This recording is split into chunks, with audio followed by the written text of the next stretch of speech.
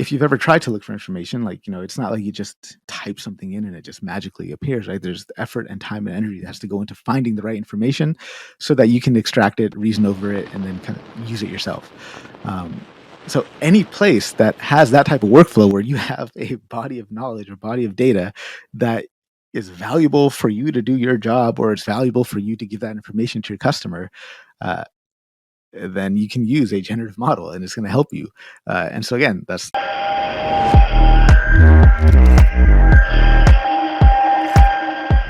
Welcome back to the Data Bites podcast. I am joined with the one and only Harpreet Sota.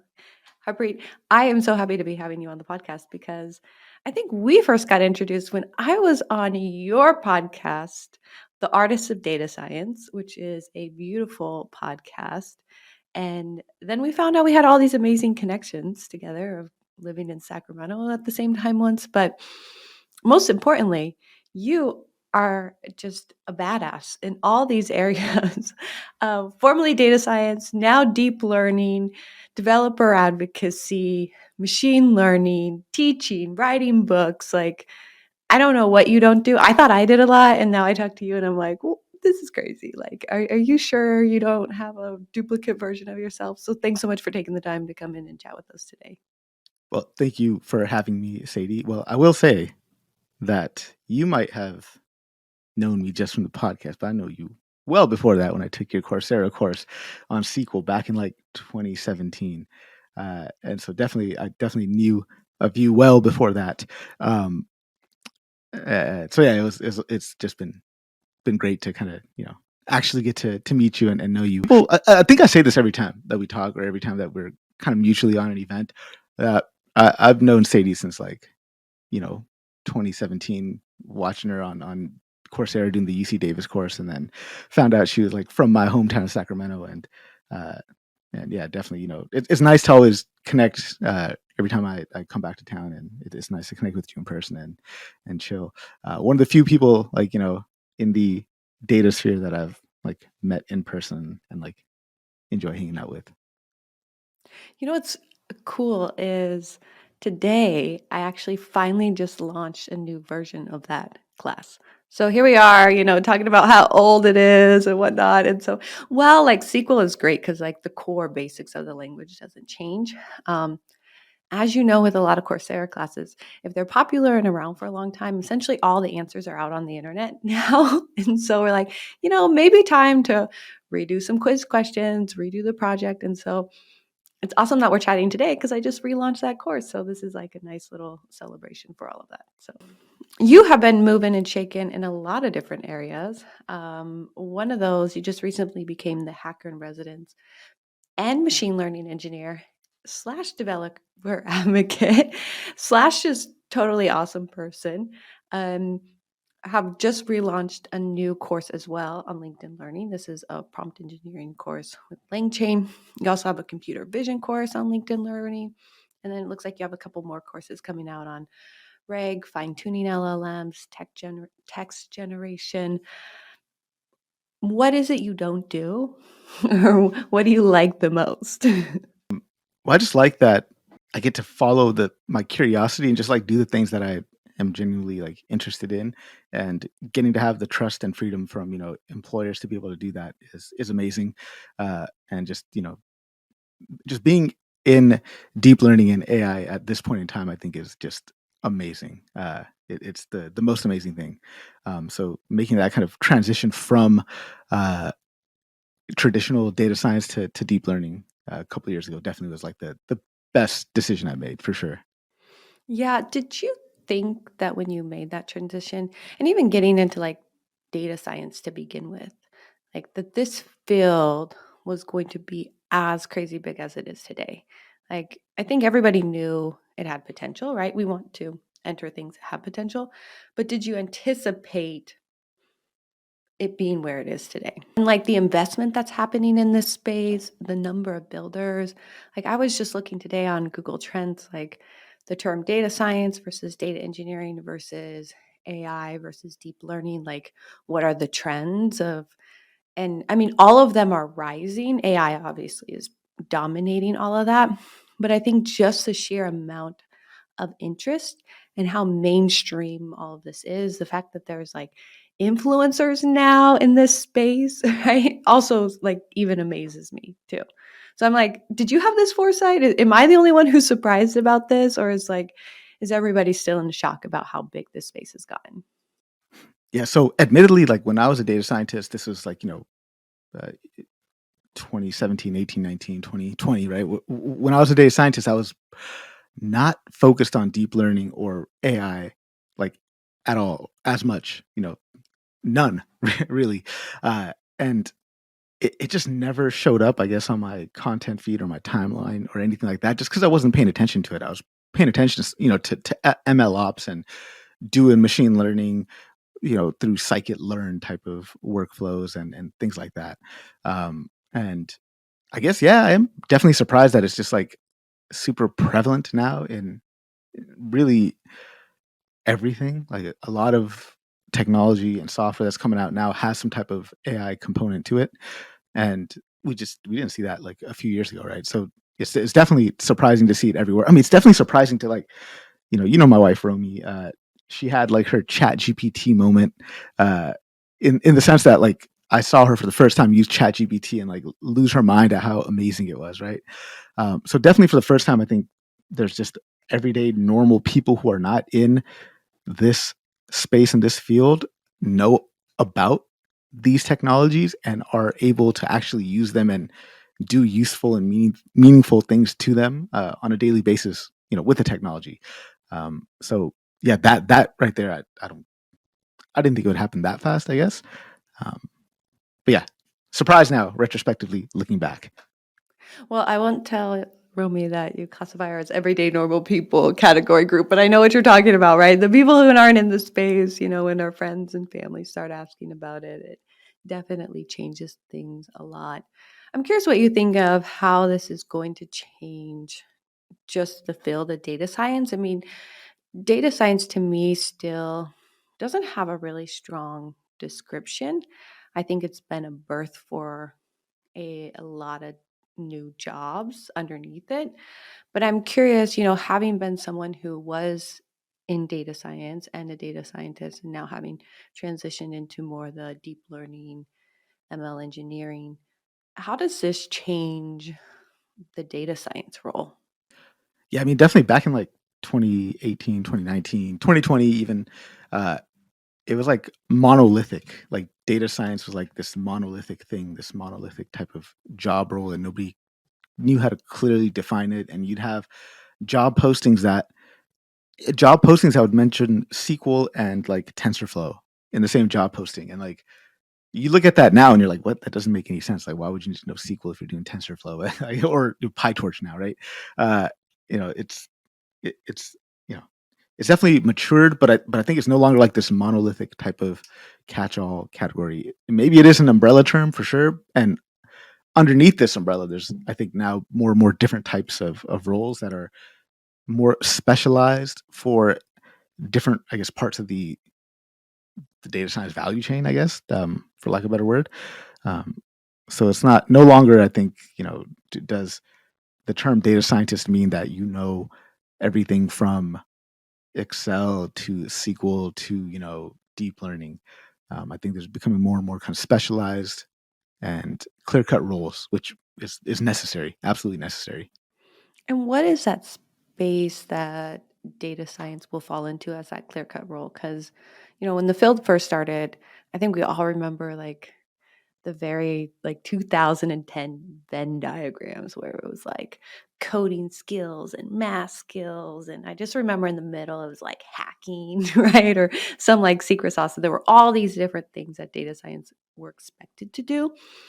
Yeah, you're right. Everything has become more specialized, right? We have data engineers now, and data analysts play a role, and data product managers, and all these different roles. But to me, like, what is that one thing that the data scientist does now? Do you know what that one thing is? I mean, it's got to be the one thing they do better than every other profile, right? I think that's what we have to narrow it down to. And if I was to narrow it down to that, I think the one thing a data scientist probably does better with than any other kind of profile is maybe the statistics aspect of things. Statistics and maybe classical ML is where a data scientist uh, maybe truly shines. Um, but that's not to say that a data analyst doesn't do much statistics, but I'm sure they're kind of more focused on um, I don't want to say lower level type of analysis, but like analysis that doesn't require like machine learning, right? It requires analytics. There's such a clear cut difference between like analytics and machine learning. And I remember when I interviewed Vin Vishista for the first time like years ago, right? And he was like, most of what we do as data science today is like just called analytics. And at that time, it didn't register with me, didn't ring with me. I was like, I don't know what you're talking about. What do you mean? Most of what we do in data science is just analytics. But then as you start doing more and more machine learning, and then you gradually creep into like deep learning and generative AI and all that stuff, I think looking back, you can see, oh, okay, well, data scientists mostly nowadays, I can look back and say, oh, that's just a lot of analytics heavy type of workflows, product analytics, or trying to do some kind of insight finding type of thing. um, I mean, when I was a data scientist, like I didn't, there was some machine learning for sure, but I was at the biggest technical depth of that was probably just using XGBoost or like a random forest or something like that, or doing some kind of ensembling of predictions, and that was pretty much it. It's nothing like you know what I consider now to be like actual real deep learning and AI type of work. Yeah, I think where, in my opinion, where some of the data science role crosses over is like on the discriminative models, right? Doing, kind of classical, doing classification models, right? And that touches into some of the ML, but then things start to change when you really get into the neural networks and then the deep networks. As someone who has transitioned from data science into deep learning, what does that roadmap look like? And what journey did you go on to personally get there? Yeah, discriminative versus generative, like that's definitely the right terminology to use and the right way to kind of differentiate that. But to going from somebody who was primarily working in pandas and scikit-learn world, tabular data sets, flat data, flat data for lack of a better word, right? To now working with like tensors and things like that. Um, the biggest shift from you is just how to think about that data structure itself, right? Like how to think about, it's easy to look at a table, a spreadsheet. You got rows and columns, but now if you've got this multi-dimensional thing, like that's got it's not a two-dimensional matrix, it's not a three-dimensional matrix, it's like a multi-dimensional matrix. It's a tensor now, and just trying to reason about that and like doing operations over this tensor, like how does this work, um, was definitely a hard part. So I guess that roadmap, if you're going from this pandas, maybe you're doing some NumPy. I guess maybe that is the right bridge. Maybe if you're strictly working with pandas, start getting comfortable working with NumPy arrays, especially uh, those NumPy n-dimensional arrays, and then from there start moving into like tensors and PyTorch tensors and really kind of understanding that data structure. I think once you get a good grasp of that data structure of what a tensor is and how to manipulate one and how to reason about a tensor, then you can start kind of putting the pieces together and saying, okay, well, now I could see how we go from an image to you know a, a classification, right? Like, um, and I think the first couple of steps there would be uh, pick up John Crone's book, I guess. Deep Learning Illustrated is a good one, and kind of the basics and fundamentals of computer vision. Actually, I mean, this is probably a good opportunity to plug my course at Computer Vision for Data Scientists, because I wrote that course. It's on LinkedIn Learning, and I wrote that course kind of specifically for people who were in my shoes a few years ago, making that move from data science into deep learning, into computer vision. Like, how do we need to? How should you think about this progression? Because you get into deep learning and you hear all these different nets, like ImageNet and AlexNet and ResNet and mobile nets and all these other different type of nets, and you're like, okay, what does this mean? This these I don't understand. First off, I don't understand what all these things mean, and then you start this thing of like, oh, transfer learning is a thing. You mean I could take a model and then train this model on a bunch of data then I could take, like, just, I could take the weights of this model, like, what are the weights? What do they represent? And then I can just, like, take this model thing and then use it on another data. What? That's weird. Because you can't do that with, like, a random forest that I trained on my company's data, right? Like, there's no pre-trained random forest out there that I can use and start using on my company's data. So I'll pause there because I know I kind of just was blabbering on a tangent, but, um, yeah, I'll pause there. Well, I will say I did take your introductory to computer vision course on LinkedIn Learning, and I really loved it. And I think it is a great course for people who are, coming from more of I would even say like even an analytics background or data science, data engineering, and want to dive more into some of the deep learning techniques. You do a great job of, starting with a little bit more history of where it came from and how important the different standardized data sets have been. I think that's one of the coolest things to learn about the industry is like when we got like a standard data set that everybody could test and train off of, like that's when things really started to change. I mean, I love reading like the benchmark of like where models are at. Like I was trying to find a benchmark the other day of like how much models hallucinates, which I found is really hard to actually measure because even like the definition of a hallucination is not 100% like solid. But yeah, I think it's a great course for individuals to take. And I love your advice, which is changing your framework from a 2D world to a 3D world. And I mean, that's like a big thing to just grasp as an individual, that first shift from like 2D to 3D, because it really makes you rethink almost how you do everything, right? Yeah, and even beyond 3Ds, right? Like hundreds of dimensions. Like, how do you even reason about that?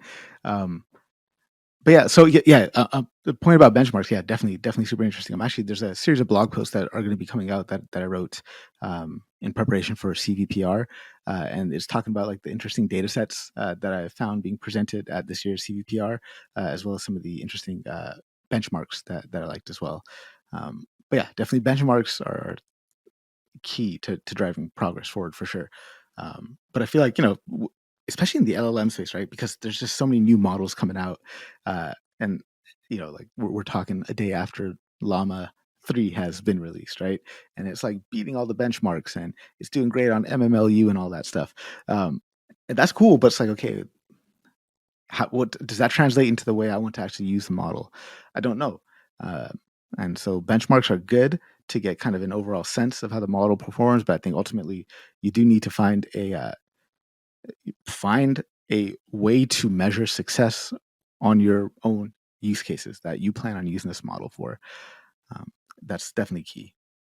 Yeah. And the other side of I think part of the problem that we run into also with benchmarks is while it does create standardization, which is great, it almost forces us to miss the edge cases, right? Like you said, does it actually work for your use case, right? Like, yes, it has great reading comprehension or, visual recognition, right?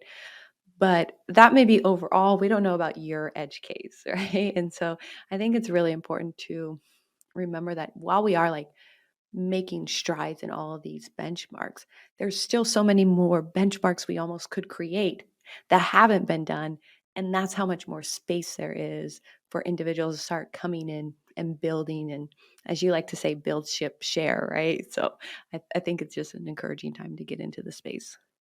Yeah, yeah. Shout out to AI Makerspace, who I stole that phrase from, Build Ship Share. Definitely, I'm a member of the community, so I feel like I could steal their phrase. But yeah, that's where I took that from. But yeah, Build Ship Share is another good way we're talking about how to make that transition from traditional kind of data science into more deep learning generative AI is build stuff, put it out there for the world to see, and tell them about it. For sure. So you have a course coming out on LinkedIn Learning this quarter on retrieval augment generation with Llama Index. For those who aren't familiar with RAG, can you explain a little bit about what it is? Because I know a lot of people have been hearing about it, just kind of in the ecosphere. And why are so many people excited about RAG just in general? So you were just talking about like hallucinations of large language models, right? Like these large language models are great, but they are trained up to a certain point. right? That's just kind of the nature of training. And because they're trained up to a certain point, there's, one, access to data that they just don't have. They don't have knowledge about real world current events. But not only that, they don't really have knowledge about data that they were not trained on themselves, right? For example, it might be your own set of notes that you have on your personal computer. It might be your company's knowledge base or some type of corporate data, right? There's knowledge that this language model does not have access to. And so, what retrieval augmented generation allows you to do is take this reasoning engine, this large language model, this reasoning engine, uh, and take the prompt that you're going to pass into this language model and then augment that prompt with additional context. And the additional context can again just be your own personal data. It could be your company's data, whatever it is. But there's external data to that large language model, and now you can have that language model kind of reason over this new additional context to kind of be more useful to you and give you more answers that are relevant to your actual query. So I know a lot of people are really excited about this because, well, we have all these GPTs, right? General pre-trained models that are kind of, just your out of the box, not fine tuned for your particular area. It allows you to have, bring in your unique data set and have it be particularly designed for what you're trying to do. Do you think, though, that these reg models could solve a problem that I find quite often, which is a lot of these models don't seem to have a great memory in the sense that, you're working with something like Cloud 3 and like, I would love to not have to find my old chat and it remember what we were talking about, but actually like remember what we've talked about, get to know me more, remember facts about me. Like, is there an opportunity to use these models to create a memory, or is this really just in the sense of, hey, we're trying to bring in that extra data set that we don't have available in these general pre-trained models? Yeah, there's a few different paradigms for RAG. The one we just discussed was this kind of we call it naive RAG, right? And then there's also kind of another paradigm for advanced RAG. But a new pattern is uh, kind of modular RAG. And so in modular RAG, one of the things they talk about is actually how do we give these language models some type of memory. And there's actually a paper that came out, might have been the end of 2023 is, and I think it's just called like Retrieval Augmented Generation, just a survey. Um, but one of the paradigms that they discuss in this paper is this concept of like a memory module, right? So you're trying to use the memory capabilities of the LLM itself to kind of guide how this model is going to be doing retrieval. And so, self mem or self rag, I think is another kind of framework that falls under this modular uh, kind of paradigm. Um, and essentially, what it's saying is that you can have a retrieval enhanced generative model just use its own outputs to enhance itself, so that the text that it does generate is closer to kind of like the data distribution. Um, that of this conversation that you've been having with it. And so you really just augmenting the model with its own output rather than kind of just additional training data. What do you think are some of the biggest areas we'll see like real world application of these models? Are there particular industries that you're starting to see adopt these really quickly, or where do you see the best fit for these models? Honestly, everywhere. Like, and I might just be a techno optimist, hype beast, but honestly, everywhere, right? Like, honestly, um, I used to work. So I was a data scientist for a couple of years here at a local company in Winnipeg. Back when I used to just work in an office, and this company, Price Industries, they were a HVAC manufacturing kind of place. So a bunch of engineers there that would design HVAC systems, and these guys had this knowledge base that was just insane, just PDFs of multitudes of PDFs, and these PDFs had like designs for HVAC systems. They had like standard operating procedures and things like that, right? And in order for them to go and figure out an answer, they would have to parse through manually all of this data by themselves, right? And if you've ever tried to look for information, like, it's not like you just type something in and it just magically appears, right? There's the effort and time and energy that has to go into finding the right information so that you can extract it, reason over it, and then kind of use it yourself. Um, so any place that has that type of workflow where you have a body of knowledge or body of data that is valuable for you to do your job, or it's valuable for you to give that information to your customer, uh, then you can use a generative model and it's going to help you. And so again, that's, opens up to almost everything, almost every industry. Um, so yeah, anywhere that I think, I mean, maybe knowledge work is probably like the first place that will get augmented the most, right? People that are doing types of research, or whose workflows primarily involve kind of um, using their brains or putting fingers on keyboards. These type of people are going to benefit the most from it. Um, but yeah, everywhere, everywhere. Yeah, I also don't wanna sound like a techno optimist and, like, try and talk to people, like, outside of my industry because I also see the same thing, which is, like, 1, because of the pandemic, even businesses who didn't work as much in an online digital fashion had to, right? Like, there were those, like, in-office traditional even still people who use paper, which is crazy, and, PDFs and stuff, but, like, during the pandemic, we all had to go truly online, right? And I think that really set us up in a way where we're well positioned for these models. But more importantly, it's almost like these models came just in time because there is so much information on the internet, in our workspaces, through our G Suite or our Teams account, and all the documents that get created. We cannot as humans be able to process it, right? Like I feel like it's almost like this magic moment where like we are getting to this breaking point of information overload. And we have now these models that help to filter and decipher it for us and provide what's relevant. And I also do not want to sound like a techno optimist, but I do think that there is a ton of application for this. And I'm excited to see what the future holds. Yeah, absolutely, man. Absolutely. Especially like, I heard that there's rumors that Apple is going to be introducing a lot of generative capabilities to, their iOS as well as the Mac OS. And like, you just imagine like um, taking a step back, right? There's this, Andre Karpathy talks about this too, like an LLM as an operating system. And he kind of, was looking at this movie called Her, which was kind of based on this concept where it's like you have this operating system in your computer that's able to actually help you a lot more. Um, but yeah, if you imagine having like the capabilities of some type of generative model right there at your fingertips on your local machine running, how much more productive you could be, how much more efficient you can be, how much time you could save, right?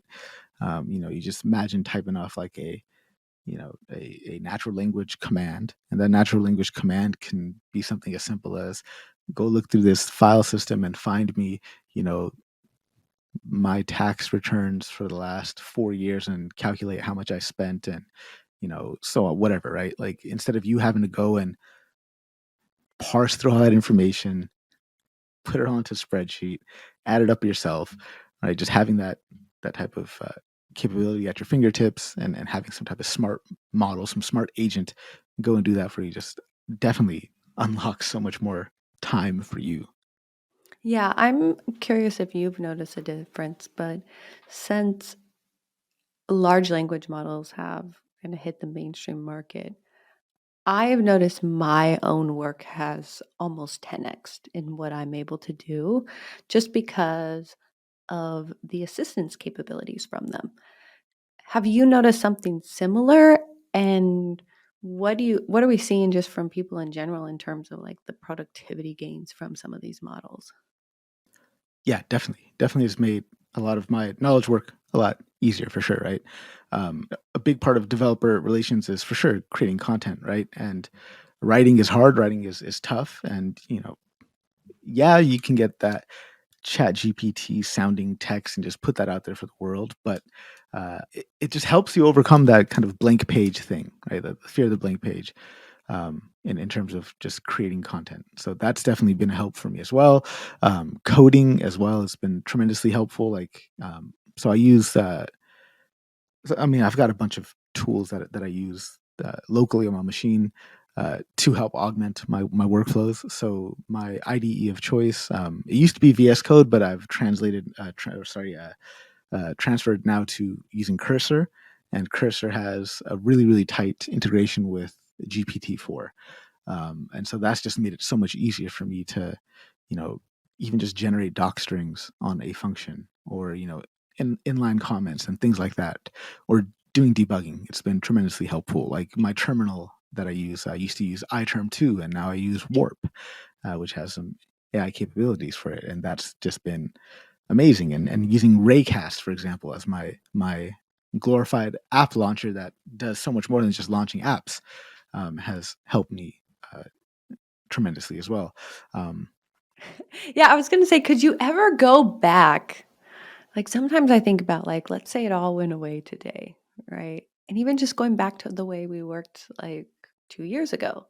Like, I don't know if I could go back. Like, to me, it's almost like now I'm so used to it that it's almost like living without the internet or electricity. And I think that's where we're going to be with AI is like, that moment we forget our phone and almost like freak out. Like, I went to the dentist yesterday and I didn't take my phone. And I was like, can I make it? It's 5 minutes from my house, right? I'm like, nope, you're going to do it, Sadie. You're going to be okay, right? But I think we're going to get to that point too with just our reliance on AI, that it's so normal to us that we're going to almost be lost without it. And I don't know if that's a good thing or a bad thing, but I can see that happening pretty quickly. I definitely cannot go back to a world without it. I mean, and this is me being just a really intense knowledge worker, right? I'm sure there's aspects of society where it doesn't matter that AI exists, right? They can go without it, but uh, at some point it will get to the point that people are feeling what you just described, where it's like, oh my god, I feel naked without my phone. Like, what's going on? Um, I don't know how long it'll take to get to that point where, like, mainstream society, AI has just been so ingrained in everything that they do now, they can't imagine a world without AI assistance. Like, I'm wondering how long it'll be until that happens. I don't think it'll be in a year or 2 years. Um, I mean, maybe 5 years. I'm not sure, but uh, yeah. At what point is going to be, where, like, my mom, for example, uh, in her 60s now, right? She can't go anywhere without her phone now, right? But that wasn't the case 20 years ago, right? Like, it wasn't the case when there were no cell phones. But how long until she's going to be able to, like, uh, or how long will it be until it's the case where she can't do whatever she needs to do without the AI assistance? So yeah, I mean, I don't know how long it'll take. Yeah. I'm sure we could pull up some like hype cycle curve, right? Of like how long it normally takes. I mean, I'm trying to remember. I got like Facebook in was it 2004 or so, right? And like how long did it take for all my parents to get on and then you to get off of it, right? I think it's kind of one of those types of things. But I'm curious, when you use an AI assistant, I find people start in kind of one of two camps, which is they either like to start with the original draft of like their own code, or like, let's say you're writing an article, like, here's my draft and have it edit it. Or some people are like, hey, for me, what's the scariest part is like starting with the blank page, right? Starting with like the open console or the white piece of paper. Like, I just needed to give me a draft and then I can go and edit from there. Do you find you fall in one of two camps, or do you have a preference? Because I definitely know which side I fall into, but I'm curious how other people interact. Like, for example, I was talking about this series of blog posts that I'm pumping out, right? Like, there's one that's on interesting data sets at CVPR and one on interesting benchmarks at CVPR. And so I had the idea. I was like, looking through thousands, like there's something like 2,000 something submissions at CVPR, and I was just looking through all these uh, papers, and I had the idea. I was like, oh, okay, it'd be interesting to really kind of do this type of blog post. But how do I present this data set? Like, you know, what do I do? Like, how do I share and communicate this information so that it's maximally useful to somebody, so that if somebody stumbles upon it and they just find the data set they need, that they get to that section and boom, like, they got the information they need. Um, and I wasn't sure how to structure that. And with the assistance of a large language model, I was able to come up with, okay, for each data set, um, you know, I gave it, like, a sense of what I wanted to talk about with the data set, and they're like, all right, cool. Well, then let's look at these aspects of each data set, and within each one of these little segments, here's some things that we might want to point out. And so that gave me a good jumping off point where it's like, okay, great. Now there's a lot more structure. It was something that was once nebulous. It's just, I just had this idea, and now it's helping me make it more concrete. And so now that it's more concrete, then there's more momentum behind that. And so I can continue on that task. So that doesn't directly answer your question, what camp I fall into, but hopefully, hopefully hopefully you could tell me, I guess, what camp I fall into. So I guess that's the yeah, hybrid. Maybe a hybrid camp, or maybe we need a new category. I'm always just curious to ask people because, it's one of those things that like it's so easy to use and we can all pick it up, but how people use it, I feel like varies greatly. Like I'm writing this book right now, and I found for me, like the best way to write is either to like just talk in a mic and have it written out on a page, or even just like physically write. And then I'll take pictures of what I physically wrote, have like a chat GPT type it up, right? Because I don't want to do that step. And then like fix the grammar, editing, those types of things. Yeah, I definitely love that kind of workflow as well. That's like primarily how I would use it, right? I think I'm better at uh, taking a piece of fully formed stone and then chipping away until I have like a nice statue. You know what I mean? No, and that's why I think it's great to talk about it, is because it just shows like maybe if somebody finds a way that doesn't work for them, hearing how other people use these tools and work with it, I think can be really, really helpful. I'm curious, what effect did interviewing people on the artists of data science have on you and your career and your own trajectory? Definitely, probably the most positive impact thing that I've like done with my entire career was starting that podcast. Um, for sure, just because of the ideas that was introduced to through interviewing the people that agreed to come on the show, and like the actual friends that I've made through the interviews on that show, and like just the networking and the fact that okay, I'm putting the podcast out there, and now I'm doing like the um, those data science happy hours that I used to do every Friday, and with all these LinkedIn celebrities, I would show up and just talk shop. That really helped kind of uh, boost my LinkedIn presence, I guess, which on its own isn't really worth much, but it's opened up more opportunities than had I not chosen to do that. Um, so yeah, definitely the biggest positive thing I've done uh, was that for my career at least was that podcast.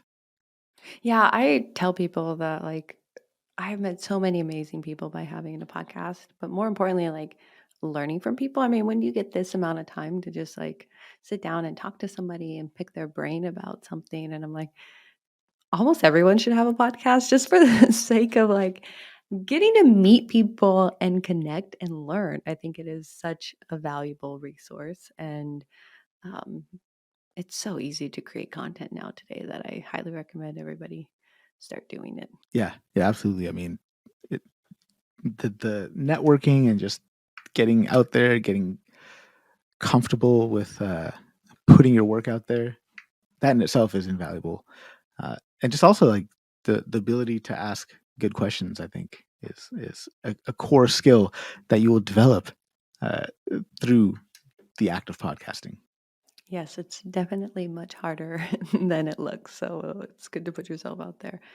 I'm curious, what is next for you? So, um, you have a couple classes coming out with LinkedIn. You're also writing a book. Like, what are you excited about in the future of this space, and where do you hope to go? Multimodal models, I think, is definitely the thing that I'm most fascinated about. And I guess I might be misusing the term multimodal, but I mean like vision language models for sure. When we think about multiple, like vision and language are just two modalities. But when we think of multimodal, I think what we should think about is like concurrent modalities, right, or cross modalities, because you think about the way data is collected, right? Like you're looking at me on a screen, and there's me talking, right? So there's the audio and the video component, but You can also fit like a 3D mesh. You can fit a point cloud on me. You could fit a skeleton for like pose estimation or a bounding box, right? There's all these different modalities that exist concurrently, um, and just finding models that use all of that, I think, is going to be fascinating and really really interesting. Um, but yeah, at least over the next short term, I'll primarily be focusing on vision language models, RAG with vision language models, and then try to, maybe think about, okay, how can we use more concurrent modalities, and what does that space look like? It is a space of active research. I just haven't made my way there yet. Well, I'm sure you'll be there in no time, and it's crazy how fast things are moving in this space. I know it's difficult to keep up with everything sometimes. Um, with that in mind, I do recommend everybody go and check out your Substack because it's a great way to keep up with what is happening in the deep learning space. But as we wrap up today, any last piece of advice for how people can stay up to date with what's happening in the deep learning space beyond just your Substack? Definitely, newsletters I think are the best way to go about it for sure. But if you're on Twitter, that's where I get most of my deep learning information is through Twitter. But you have to be really meticulous about the way you craft your feed on Twitter. So that means religiously just clicking the three dots on stuff that doesn't fit with what it is that you want to consume, so that you can tailor your feed down to be really high quality and high signal. So definitely use Twitter, follow people like, if you're interested in like cutting edge research, a couple of people. There's the two AKs. There's just a colleague from Hugging Face, and the other guy's name is escaping me. And both these guys post papers. Um, Cameron Wolf has a Substack called Deep Learning Focus. He does primarily language model type of stuff. Nathan Lambert's Interconnects newsletter, definitely my absolute favorite newsletter. And he does a lot of like alignment work and alignment research and a lot of like talk about LLMs. Um, those two are super good. There's also a couple of podcasts that I listen to. Latent Space is a good podcast. They have a focus for AI engineering, and so they get a lot of interesting guests, kind of more leaning towards builders and founders. Unsupervised is another good podcast, and they are a couple of venture capitalists. I forgot which venture capital firm that they're a part of, but they have like CEOs of their portfolio companies come on and talk about the space, and you'll get people like CEO of Pinecone or Mistral or things like that. So it's really really interesting to hear their perspectives. But yeah, find some good newsletters. Find Curate that Twitter feed, like really really curate it if you're on Twitter, um, and podcasts and yeah, yeah. There's just so much, man. There's just so much to it. I mean, Discord communities also, like if you can manage to keep up on Discord communities, those are a good way to stay up to date. I really like the latent space community is a good one. Chipwin has a community as well. MLOps learners, that's a good one. Um, That's a good amount to I was gonna say that, that's a good amount for people to start with. I think, from there, you get in any of those communities or Twitter feeds and podcasts, and the resources just keep coming. So, again, back to how we started the conversation, which is we definitely need these models because there is so much information out there. And so I one of my favorite newsletters is one that goes and scrapes all of Twitter and the new papers out and aggregates it and find patterns. And so it centralizes that information as well. So I use like a LLM to also filter through all of the feeds, which is great. Um, it's called Smoosh, and so it's like the most like not interesting formatted at all, but it tells you how many Twitter feeds it scraped, how many new research papers it scraped, and it just like aggregates the top ones and then lists them out and everything. So yeah, those that type of content, yeah, absolutely valuable. I guess another thing. Well, I mean, if you don't have time for everything else that we had just discussed, mediums like what Sadie has just discussed is absolutely uh, absolutely a good way to go. One of my favorite ones like that is just called AI News. And so, like, for example, the latest edition of AI, it comes down multiple times a week, but the latest one came out yesterday. And in this edition, it over the course of one day, it checked 6 subreddits, 364 Twitters, 27 Discords, over 27 Discords that comprise 395 channels and 9,849 messages, and then again uses language model, condenses it all down, gets the most high signal stuff, and saves you. In this case, it estimates that it saves you 918 minutes, which is awesome. So yeah, definitely things like that.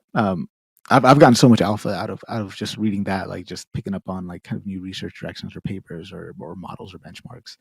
Um, yeah, Yeah, I do love that they quantify how much time it saved you, even though I'm like pretty sure I wouldn't go through 29 discords, but I appreciate the how you quantified it, so it's good. can I plug something though? I'm starting. So you're doing like a research institute yourself, right? So I'm starting something myself as well. And if anybody's interested, please just find me on LinkedIn or Twitter and send me a message and let me know if you're interested, because it's an application process involved with it. Um, and it's not fully launched yet, but it will be really soon. And it's the Open Research Collective is what it's called. It's an invite-only Discord server where we'll be doing just research. The Discord server is private and it's invitation only, but the research that we do will be open and public.